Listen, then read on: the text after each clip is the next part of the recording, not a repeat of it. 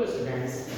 Now we are going to revision introductory microeconomics chapter 2 central problem of an economy part 3rd.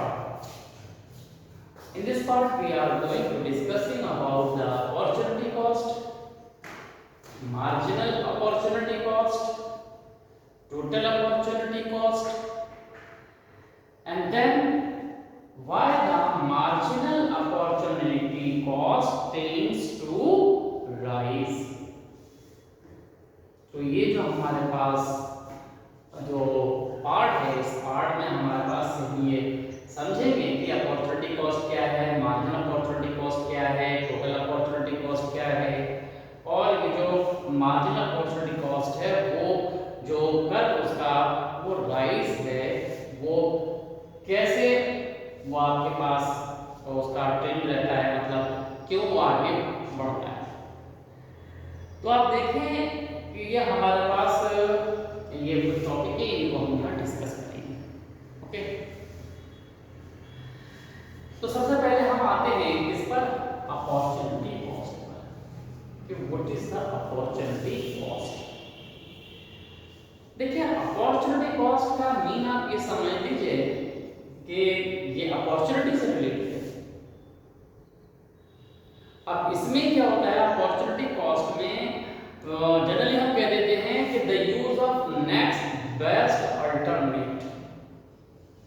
तो अगर हम क्या करें, कोई अच्छा कॉम्बिनेशन हम यूज करते हैं तो उसकी कॉस्ट को हम बोल देते हैं अपॉर्चुनिटी कॉस्ट है। लेकिन इसे समझना होगा कि ये एक्चुअल अपॉर्चुनिटी कॉस्ट कौन सी कहलाएगी, क्या है आपके पास अपॉर्चुनिटी कॉस्ट। तो अपॉर्चुनिटी कॉस्ट का मतलब आप जरा समझ लीजिए, एग्जांपल से हम आपको समझाते हैं कि जो अपॉर्चुनिटी कॉस्ट है वो आपके पास क्या है। तो क्या होगा कि वैसे तो हम क्या करते हैं कि the use of next best alternate जो आपके पास है, तो बेस्ट अल्टरनेट यूज करते हैं तो वो अपॉर्चुनिटी कॉस्ट है। तो इसका मीन आप समझ लीजिए कि ह्यूमन जो टेंडेंसी है उसकी हमेशा एक जो आदत होती है कि वो हमेशा क्या करता है, इंप्रूवमेंट को हमेशा ट्राई करता है। वो ये चाहता है कि उसका बेटर और बेटर और बेटर होता है, इसलिए वो हमेशा सर्चिंग में लगा रहता है। अब मान लीजिए कि एक पर्सन है और वो पर्सन क्या कर रहा है, जॉब कर रहा है। अब उस जॉब में अगर हम यहाँ एक एग्जांपल से देखें, ये अगर हम अपॉर्चुनिटी कॉस्ट को यहाँ पर रखने दें तो अपॉर्चुनिटी कॉस्ट अगर हम यहाँ पर समझें तो वो किस तरह से आपके पास यहाँ पर रहेगी, ठीक है। Use next best alternate use जो हम बोलते हैं, मान लीजिए कि एक पर्सन जो है वो क्या कर रहा है, जॉब कर रहा है और उसकी जो मंथली जो सैलरी है वो प्रेजेंट टाइम में आपके पास समझ लीजिए कि वो 20,000 रुपए जो है वो पर मंथ, यहाँ पर हमने लिख दिया है कि ये पर मंथ जो है उसकी ये क्या है, इस सैलरी है। एक व्यक्ति की जो सैलरी है वो इस समय कितनी है, वो आपके पास जो सैलरी है वो आपके पास ये है। अब ये पर्सन क्या करता है, सर्च करता रहता है, जॉब को ट्राई करता रहता है और इसे एक अपॉर्चुनिटी मिलती है। और ये जो आपके पास क्या होता है कि अब जो आपके पास जो न्यू सैलरी हमारे पास क्या है वो उसको यहाँ मिलती है। मान लीजिए कि इसे जो न्यू सैलरी है वो यहाँ मिल रही है उसे कितनी, वो मिल रही है उसे 50,000 पर मंथ। ओके, ये पर मंथ।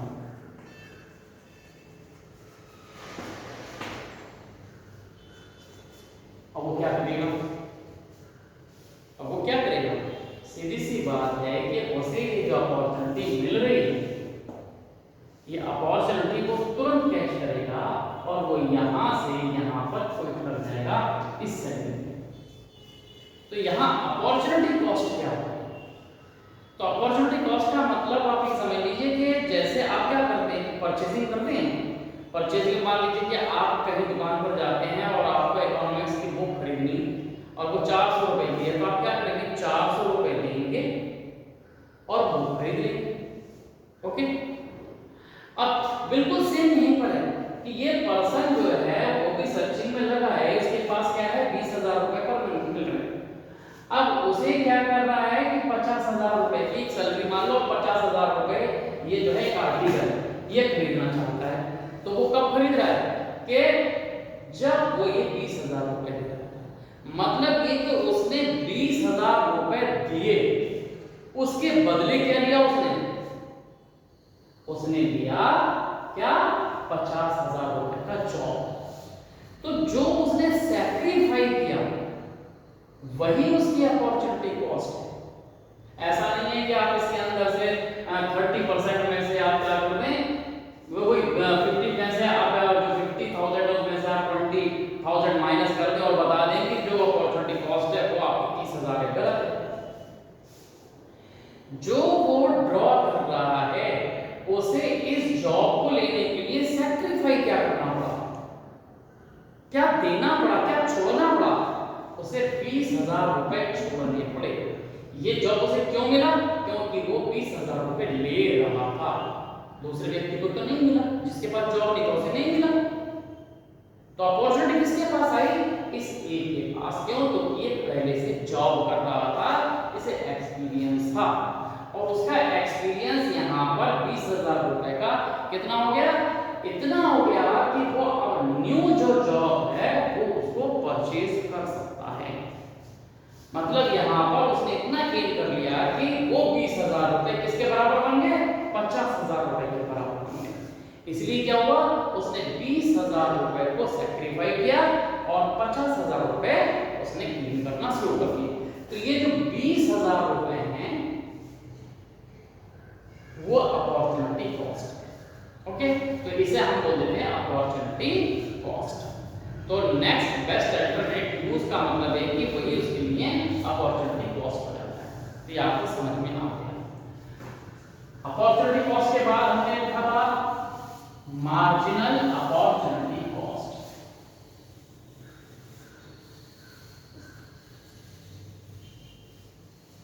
तो जो मार्जिनल अपॉर्चुनिटी कॉस्ट है वो क्या है, अब आप उसे समझिए। अब आपके पास क्या है, मार्जिनल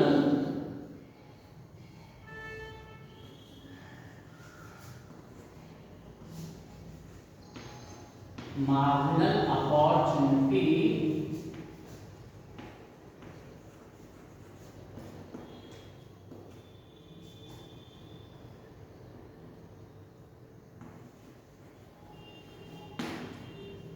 MOC।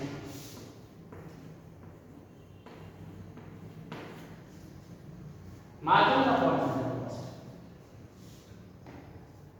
अब देखिए, जब हम मार्जिनल अपॉर्चुनिटी कॉस्ट की बात करते हैं तो यहां पर जो आता है वो रेट ऑफ सैक्रिफाई। अब रेट आने का मतलब होता है एक आर्टिकल के बदले आप कितना आर्टिकल सैक्रिफाई कर रहे हैं। तो जो सैक्रिफाई हो रहा है वही हमारे पास क्या होता है, वो हमारे पास कहलाता है मार्जिनल अपॉर्चुनिटी कॉस्ट। तो अगर हम एक आर्टिकल को देखिए, ये हम यहाँ पर एक पीपीसी यहाँ बनाते हैं, ये आपके पास पीपीसी है, आपके पास है, देखिए ये एक पीपीसी हमने यहाँ बनाया, ये देखिए ये आपके पास एक्स आर्टिकल है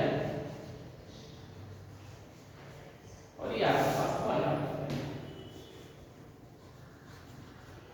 ओके, ये आपका पीपीसी है, एल और एन जो है यह आपने पीपीसी लिखा। ओके,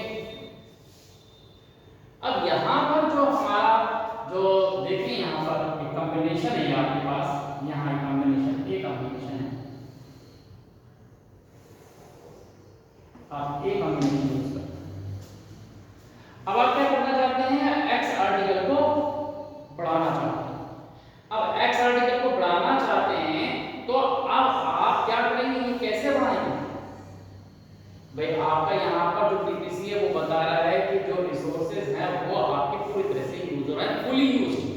यानी एफिशिएंटली यूज बोलते हैं इसे, पूरी तरह से यूज हो रहा है। तो हमें ये प्रोडक्शन बढ़ाना है इसका एक्स का, तो हम क्या करेंगे, कैसे बढ़ाएंगे, तो हमें क्या करना पड़ेगा, इसके रिसोर्सेज इसकी तरफ शिफ्ट करने पड़ेंगे, मतलब यहाँ पर सैक्रिफाई करना पड़ेगा और यहाँ पर गेन करना पड़ेगा रिसोर्स के लिए। और आर्टिकल केस में करते हैं, ये हमारे पास रहेगा आर्टिकल जो है हमारे पास, ये देखिए ये हम कॉम्बिनेशन क्या यूज कर रहे हैं, हम कॉम्बिनेशन वी यूज कर रहे हैं, ये देखिए ये आपके पास वी कॉम्बिनेशन यूज कर रहे हैं।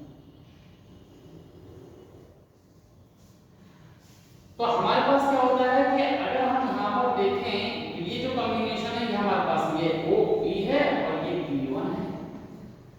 इसी तरह से ये हमारे पास क्या है, ये Q है और ये Q1 है। ओके, मार्जिनल अपॉर्चुनिटी कॉस्ट बताता है कि जो रेट है, एक यूनिट जो हम इसकी बढ़ाना चाहते हैं, ये जो x है हमारे पास, इस x को बढ़ाने के लिए हमें जो y में जो लॉस हुआ है, ये जो हमारे पास लॉस हुआ है, ये देखिए ये जो हमारे पास है डेल्टा x कहलाता है, चेंज इन x, और ये चेंज इन y है, ये सैक्रिफाई है और ये गेन है। इसको हम बोल देते हैं लॉस, ये लॉस है और ये हमारे पास गेन है, ये हमारे पास क्या है, ये गेन है। ओके, अगर हम यहाँ पर एक नेम दे दें, ये पॉइंट हमारे पास C अगर हम यहाँ पर लिख दें इस इंटरसेक्शन को, तो जो रेट है हमारे पास क्या है कि हम क्या करना चाहते हैं कि x आर्टिकल को गेन करना चाहते हैं। ये जो गेन है हमारे पास, ये रेट है, रेट ऑफ, जिसे हम चेंज अप बोलते हैं कि रेट ऑफ किसकी, gain of x article then loss of y article. तो ये क्या होता है इनका relation, the ratio between gain of x resources and loss of y resources known as a marginal opportunity cost. तो अगर हम यहाँ पर ये देखें, तो अगर यहाँ पर इसको लिखें तो ये भी वही बात आपके पास है, डेल्टा वाई आपके पास है। तो अगर हम MOC की बात करते हैं तो MOC का मीन क्या होगा, जो हम पहले करना चाहते हैं वो उसे हमेशा डिनोमिनेटर में लिखते हैं। अब आप जब यहां पर आपने पहले क्या चाहा, पहले आपने चाहा कि हम x को आगे बढ़ाएं, मतलब x रिसोर्स को आप क्या करना चाहते हैं, गेन करना चाहते हैं, उसको बढ़ाना चाहते हैं। तो ये आपके पास क्या हो जाएगा, ये हमेशा लिखा जाएगा गेन ऑफ, ये आपके पास क्या होगा, ये आप लिखेंगे गेन ऑफ क्या होगा, x गुड्स। ये जो गेन आपने लिखा x गुड्स या x रिसोर्स, और आपने यहां पर क्या लिखा, ऊपर क्या हो जाएगा, आपके पास हो जाएगा लॉस ऑफ y रिसोर्स या y गुड्स। अगर हम यहां पर इस तरह से हम यहां लिख दें तो ये आपके पास आ जाएगा। तो ये जो रिलेशन है हमारे पास, इसी को हम क्या बोल देते हैं, मार्जिनल अपॉर्चुनिटी कॉस्ट। तो ये हमारे पास क्या हो जाएगा, इसमें गेन हुआ, अब गेन कितना हो गया, ये बात देखिए।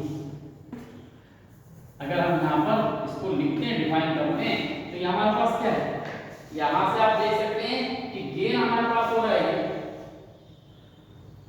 कितना, ये है B और C, और ये हमारे पास कितना है, A और C। और इसी को हम डेल्टा में लिख सकते हैं। अगर हम इस डेल्टा की बात करें तो ये क्या हो जाएगा, ये हो जाएगा delta y over delta x। ये हमारे पास क्या हो जाएगा, MOC हो जाएगा।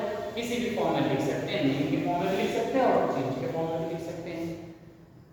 तो इस तरह से हमारे पास क्या होगा कि ये जो मार्जिनल अपॉर्चुनिटी कॉस्ट होता है, इट इज अ रिलेशन और it is a proportion of gain of x resources यानी one resources with the loss of second resources means y resources।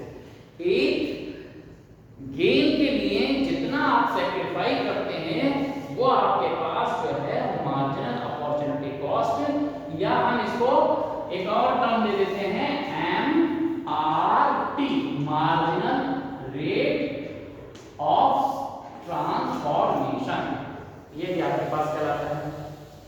यानी कि ट्रांसफर करने के लिए क्या आपने किया उसको हम बोल देते हैं आपके पास marginal rate of transformation. Okay, ये आपको समझ में आ गया। तो जब रेट आप लगा देते हैं तो वो आपके पास क्या हो जाएगा, ये आपके पास आ जाएगा। तो rate of gain of X resources and loss of Y resources, जब एक आर्टिकल के लिए आपको दूसरे आर्टिकल की जितनी भी क्वांटिटी सेक्रीफाई करनी पड़ती हैं उसके रेशियो को, उसके रिलेशन को मार्जिनल अपॉर्चुनिटी कॉस्ट कहते हैं। एक वर्ड और हमने लिया था जिसमें लिखा था टोटल अपॉर्चुनिटी कॉस्ट। तो टोटल अपॉर्चुनिटी कॉस्ट में बहुत ज्यादा डिफरेंस नहीं। टोटल अपॉर्चुनिटी कॉस्ट का मतलब होता है कि जो टोटल हम चेंज करते हैं, एक करते हैं रेट ऑफ का, जब हमारे पास आता है रेट ऑफ एक्स आर्टिकल, जब रेट का मतलब होता है तो एक एक आर्टिकल के चेंज करने पर कितना आप वाई आर्टिकल छोड़ रहे हैं, लॉस कर रहे हैं, वो हमारे पास क्या आता है, वो आता है मार्जिनल अपॉर्चुनिटी कॉस्ट। और अगर हम यहां पर बोलें कि ये टोटल अपॉर्चुनिटी कॉस्ट क्या हो जाएगा, अगर हम यहां पर बोल देते हैं टोटल अपॉर्चुनिटी कॉस्ट, अगर हम टोटल अपॉर्चुनिटी कॉस्ट यानी कि टीओसी, टोटल अपॉर्चुनिटी कॉस्ट, तो यहां पर क्या हो जाएगा, यहां पर आ जाएगा the rate of gain of total X article and loss of total Y article. जब हम जितना भी आर्टिकल यानी टोटल आर्टिकल के रेट की हम बात करते हैं, टोटल आर्टिकल को छोड़ने की बात करते हैं, टोटल आर्टिकल को सैक्रिफाई करने की बात करते हैं, तो वो टीओसी यानी टोटल अपॉर्चुनिटी कॉस्ट कहलाता है। और जब अपॉर्चुनिटी कॉस्ट किस बेस पर, रेट के बेस पर आए, तो वो मार्जिनल अपॉर्चुनिटी कॉस्ट कहलाता है। तो टोटल अपॉर्चुनिटी कॉस्ट और मार्जिनल अपॉर्चुनिटी कॉस्ट में यही आपके पास डिफरेंस होता है। पूरा कॉन्सेप्ट आपके पास यही है कि जहां पर टोटल एक्स आर्टिकल के लिए आपने टोटल वाई आर्टिकल का सैक्रिफाई किया है तो वो टोटल अपॉर्चुनिटी कॉस्ट में है। जब आप एक एक आर्टिकल के लिए करते हैं तो वो आपके पास मार्जिनल अपॉर्चुनिटी कॉस्ट है। ओके, तो ये आपको समझ में आ गया। अब इसके बाद आता है आपके पास जिसे हम बोलते हैं why the marginal opportunity cost tends to rise. Marginal opportunity cost का जो मतलब ट्रेंड है वो बढ़ने का क्यों होता है, जो उसका ट्रेंड है वो आपके पास क्या इंक्रीज करने का क्यों होता है, वो आगे बढ़ने का क्यों होता है, वो ज्यादा होने का क्यों होता है। अब आप उसे यहाँ पर समझिए। क्या अगर पहले के लिए आपने एक आर्टिकल के लिए क्या होता है, अगर मान लीजिए 2 आर्टिकल छोड़ना पड़ रहा है तो दूसरा आर्टिकल के लिए 3 छोड़ना पड़ रहा है, इस तरह से हम बात करते हैं। तो ये आपके पास है, तो उसे भी आप आज यहाँ पर समझ लेते हैं, तो उसको भी आप ले लेते हैं। तो ये जो क्वेश्चन है आपका वो आपको समझ में आ जाएगा। अब स्लोप जब बात करते हैं ना पीपीसी के स्लोप की, तो वो स्लोप इसी तरह से आता है कि gain of x article, okay, और लॉस ऑफ वाई आर्टिकल। और गेन हमेशा क्या होगा, जो चीज पहले होती है हमेशा डिनोमिनेटर में लिखते हैं, तो गेन नीचे लिखा जाएगा और लॉस हमेशा न्यूमरेटर में ऊपर लिखा जाएगा। तो y जो आपके पास क्वेश्चन हमने यहाँ पर पुट किया था कि y जो आपके पास क्या था MOC यानी मार्जिनल अपॉर्चुनिटी कॉस्ट टेंड्स, ये आपके पास टेंड टू राइज, ये बढ़ने का क्यों होता है। तो ये बढ़ने का आपको किसी तरह से आप इसको समझते हैं कि एक तो आप ये समझ लीजिए कि जो एमआरटी है ये एक रीजन में भी आता है कि जो पीपीसी है वो पीपीसी क्या होता है, कॉन्केव क्यों होता है। पीपीसी आपने देखा ना, तो पीपीसी का एक अर्थ होता है, आपने इससे देखा होगा, ये पीपीसी कॉन्केव क्यों होता है, यानी कि जो ये क्या होता है इस तरह का जो हमारे पास जो भाग ये इधर देखिए, ये जो ये पीपीसी जो है कॉनकेव टू ओरिजिन, ये कॉनकेव क्यों होता है? ओके, तो इस तरह से हमारे पास क्या होता है कि कॉनकेव भी उभरा हुआ क्यों होता है इस तरह से। तो ये आपके पास क्या होगा कि ओरिजिन के अगर हम ये देखें तो ये उभरा हुआ होता है, और अगर कॉन्वेक्स बोलते हैं तो कॉन्वेक्स इस तरह से होता है, वो यहाँ आपके पास नहीं आएगा, वो आपके पास इंडक्टर में आएगा। तो ये जो कॉनकेव आपके पास क्यों होता है, तो उसका भी एक रीजन है कि एमओसी का जो टेंड है वो राइज होने का होता है। तो वो क्यों होता है, वो इसलिए आप इसके न्यूमेरिकल से समझ लेंगे। तो न्यूमेरिकल से आप क्या समझ लेंगे, मान लीजिए कि आपके पास ये एक आपके पास एक्स आर्टिकल है और एक आपके पास यहाँ वाई आर्टिकल है, या आपके पास देखिए इस तरह से हम यहाँ पर एक न्यूमेरिकल एग्जांपल से आपके पास यहाँ शो करते हैं। यहाँ पर क्या है कि मान लीजिए कि ये आपके पास एक एक्स आर्टिकल है,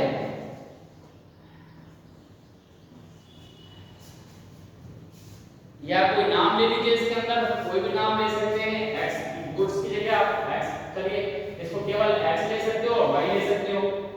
तो ये केवल एक्स ले लो यहाँ पर, एक्स गुड्स की जगह यहाँ पर, और ये वाई ले लीजिए, और ये एमओसी है। एमओसी जो है वो आपके पास क्या होता है, ये आपको मालूम है, ये क्या होगा, ये डेल्टा जो हमारे पास गेन होगा वो आपके पास होगा, रेट जो आपके पास है। अब यहाँ पर मान लीजिए कि ये जो हमारे पास आर्टिकल है ये आपके पास क्या है, ये का मोल है, और ये आपके पास जो है आपके पास गेन है।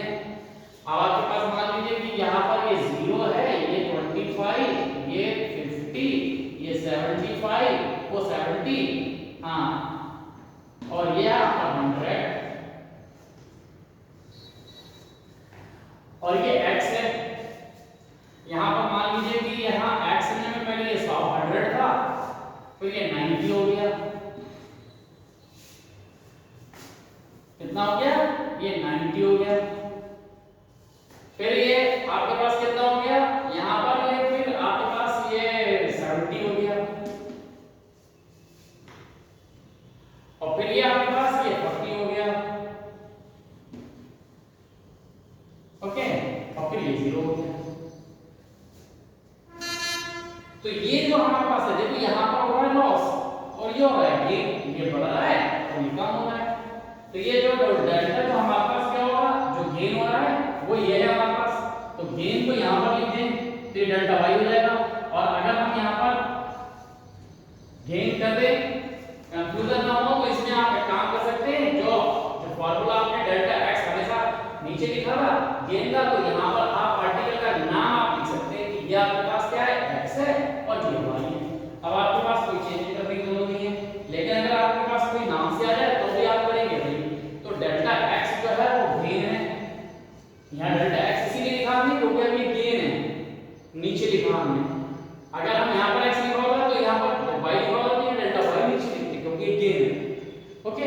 और ये आपके पास क्या है, ये है आपके पास डेल्टा वाई है आपके पास, ओके। तो ये आप यहाँ पर शो कर सकते हैं। अब आप यहाँ पर शो करने पर इसका प्रोसेस है उसको भी यहाँ टेबल में शो कर सकते हैं। पूरा प्रोसेस आप टेबल में शो करने के लिए आपको क्या करना पड़ेगा कि यहाँ पर डेल्टा एक्स और डेल्टा वाई निकालना पड़ेगा। तो डेल्टा एक्स और डेल्टा वाई को आप यहाँ पर डायरेक्टली निकाल लीजिए, तो अलग से आपको समझने की जरूरत नहीं पड़ेगी। ये आप देखिए यहाँ पर क्या लिख सकते हैं, यहाँ पर आप डेल्टा ये जो आपके पास वाई है ये निकाल लीजिए, और यहाँ पर जो डेल्टा एक्स है वो निकाल लीजिए, और ये आपके पास फिर क्या आ जाएगा, फिर ये आपके पास अपॉर्चुनिटी कॉस्ट एमओसी आ जाएगा। तो यहाँ पर आप ये लिख सकते हैं एमओसी, डायरेक्ट लिख सकते हैं।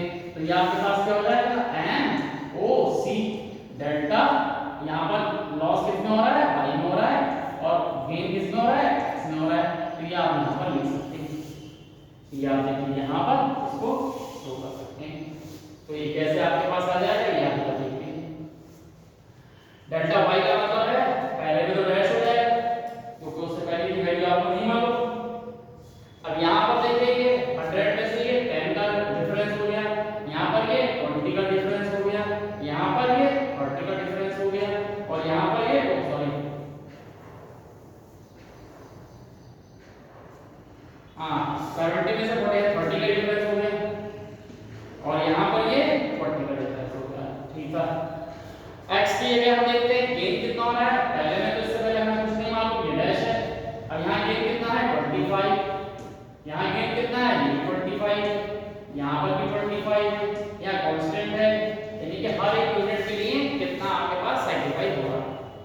इसे आप समझ सकते हैं।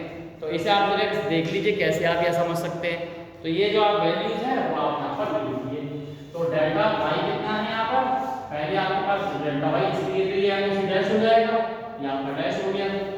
फिर यहाँ पर ये कितना है डेल्टा वाई ये 10 और ये 25। तो आपने यहाँ पर शो कर दिया, इससे आप डिवाइड करेंगे तो ये पॉइंट आपके पास यदि 0 पॉइंट यहाँ 100 ये 4 हो जाएगा, सिमिलरिटी आपके पास 4 हो गया। ओके, ये समझ आपको आ गया। फिर अगला क्या है, फिर अगला के लिए ये कितना है, ये 20 और ये आपके पास 25 है। अब आपके पास कितना हो जाएगा, ये हो जाएगा 0 पॉइंट, यहाँ पर 0 लगते ही पॉइंट आगे 0 लगते ही 25 8 से हो जाएगा, तो ये आपके पास 0.8 हो जाएगा। ऐसे ही अब यहाँ पर देखिए ये हो गया 30 और फिर से यहाँ 25। अभी आपके पास कितना हो जाएगा, अब ये कैसे हो सकता है कि यहाँ पर जाएगा 1 पॉइंट, अब यहाँ पर बचा कितना 10 0 तो 1.4 हो गया। कितना बचा यहाँ पर 25 5। ओके, तो यहाँ पर कितना हो जाएगा 10 की जगह यहाँ पर क्या बचा 25 बचेगा, कोई 5 नहीं 5 तो ये 2 हो जाएगा आपके पास 25 टू द 50। नेक्स्ट आपके पास कितना है, ये आगे आपके पास आ जाएगा 40, तो ये 40/25, तो ये आपके पास क्या हो जाएगा, अब यहाँ पर आपके पास हो जाएगा 1, अब बचा 15 का मतलब है 150, तो 150 का मीन कितना हो जाएगा, अगर यहाँ से हम देखें तो ये 6 हो जाएगा, 25 से 150। तो इस तरह से हमारे पास जो चेंज दिख रहा है वो क्या दिखाई दे रहा है, वो बढ़ने का दिखाई दे रहा है। तो उसका एक न्यूमेरिकल एग्जांपल से अगर आपको पूछा जाता है तो न्यूमेरिकल एग्जांपल आपके पास इस तरह से दे सकते हैं। तो ये आपके पास क्या हो गया कि जो आप ट्रेंड इसका देख रहे हैं वो क्या हो रहा है आपके पास, वो हमेशा क्या होता है इंक्रीज होने का होता है। कि पहले आप यहाँ देखें कि पहले आपके पास कितना है, पहले अगर आप एमओसी देखें तो एमओसी कितना है आपके पास, ये केवल क्या है, ये है क्या 0.4। अब 0.4 से ये जस्ट डबल हो गया बढ़ गया, ये 0.8 हो गया, ये लगातार इस तरह से, फिर ये 1.2 और ये फिर 1.6। तो इस तरह से जो हमारे पास जो एमओसी का जो ट्रेंड होता है वो राइज होने का होता है। तो ये अगर न्यूमेरिकल से आपके पास पूछा जाए तो आप ये न्यूमेरिकल्स भी वहां बता सकते हैं। एमओसी में यानी कि मार्जिनल अपॉर्चुनिटी कॉस्ट में और टोटल अपॉर्चुनिटी कॉस्ट में अगर आपसे डिफरेंस पूछा जाता है तो आप डिफरेंस भी आप लिख सकते हैं। तो इस तरह से हमारे पास क्या हो जाएगा कि ये आपके पास ट्रेंड आ गया। तो अगर पूछा जाता है कि एमओसी क्यों बढ़ता है तो उसको एक न्यूमेरिकल एग्जांपल से बता सकते हैं कि हर यूनिट के सैक्रिफाई करने के पीछे जो लॉस होता है वो इंक्रीज करता रहता है, जिसके वजह से ये बढ़ जाता है। तो ये आपको समझ में आ गया है कि न्यूमेरिकल आपने ये समझ लिया कि न्यूमेरिकली एग्जांपल आपको समझ में आ गया।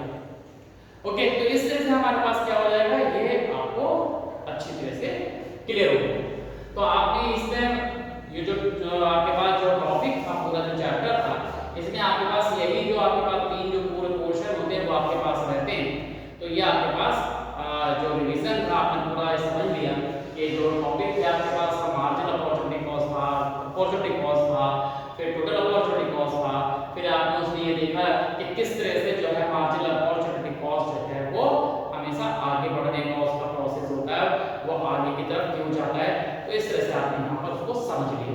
ओके, बाकी जो है जो रिवीजन है वो नेक्स्ट आपके पास जो वीडियो है उसमें आपके पास रहेगा। Okay, thank you.